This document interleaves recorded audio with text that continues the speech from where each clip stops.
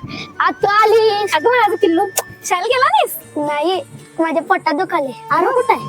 आरू शाळेला गेलाय, मामा घेऊन येणार आहे त्याला संध्याकाळी.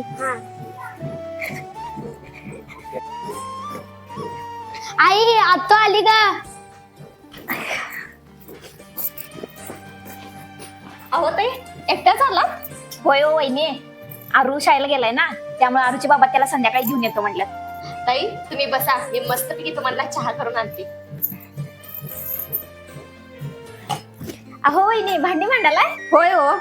बर तुम्ही भांडी मांडा, तोपर्यंत मी लोटून काढून घेते. अहो ताई नको, तुम्ही 4 दिवस विश्रांतीसाठी आलाय ना, करते मी सगळं.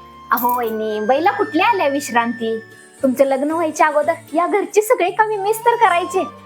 आणि बाई आणि घरची कामे याशिवाय बाई अपूर्णच आहे. ओ चला आवरूया.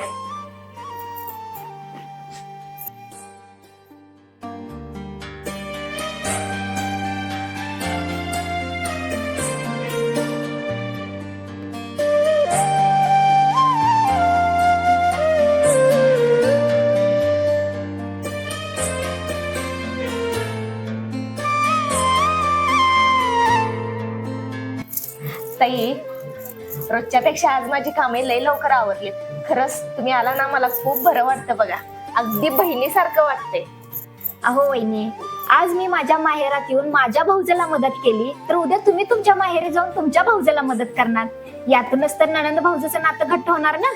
आणि आपण दोघी जण मिळून कामं केली तर कामं पण पटापट आवडणार आणि आपल्या दोघींना पण विश्रांती मिळेल आणि मस्तपैकी आपण गप्पा मारत बसू. खरंच ताई, तुमच्यासारखी नणंद मिळाली ना, कुठल्याच घरामध्ये भांडण होणार नाही.